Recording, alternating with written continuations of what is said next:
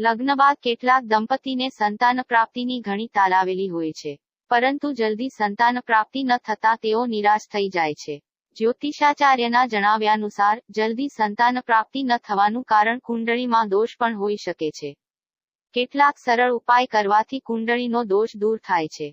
જીવનમાં બનતી તમામ ઘટનાઓ, પછી ભલે તે ભૂતકાળ, વર્તમાન અથવા તમારા ભવિષ્ય સાથે સંબંધિત હોય, આ બધાનો સીધો સંબંધ તમારી કુંડળીમાં હાજર ગ્રહોની સ્થિતિ સાથે હોય છે.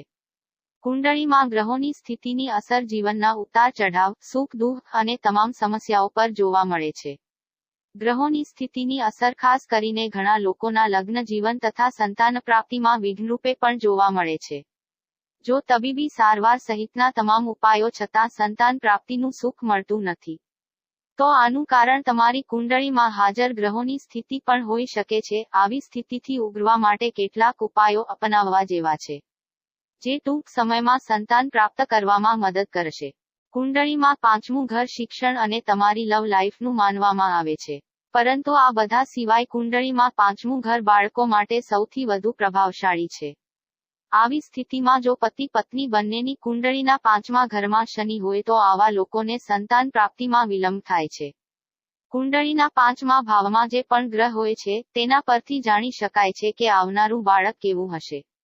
બાળકના જન્મમાં વિલંબને કારણે જે લોકો ચિંતિત થાય છે તેઓ વિવિધ ઉપાયો અજમાવવાનું શરૂ કરે છે. સંતાન પ્રાપ્તિ ન થાય તો તેઓ બાળક દત્તક પણ લઈ લે છે. તેથી આવા લોકોએ ગભરાવું જોઈએ નહીં. જન્મકુંડળીમાં શનિ કોઈ પણ કામમાં વિલંબ તો કરે જ છે, પણ તે અહીં કાયમ રોકાતો નથી. આવી સ્થિતિમાં જો લોકો બજરંગબલીને લગતો આ ઉપાય કરવાથી શનિની સમસ્યાથી છુટકારો મેળવી શકે છે. જે લોકોને સંતાન પ્રાપ્તિમાં વિલંબ થઈ રહ્યો છે તે લોકોએ 5 મંગળવાર સુધી બજરંગબલીના બાળ સ્વરૂપની પૂજા કરવી જોઈએ. સાથોસાથ દર મંગળવારે બજરંગબલીને 5 લાડુ ચઢાવવા જોઈએ. જે વ્યક્તિ સતત 5 મંગળવાર સુધી આ ઉપાય કરે છે, તો તેને સંતાન પ્રાપ્તિમાં વિલંબ જેવી સમસ્યાઓમાંથી મુક્તિ મળે છે.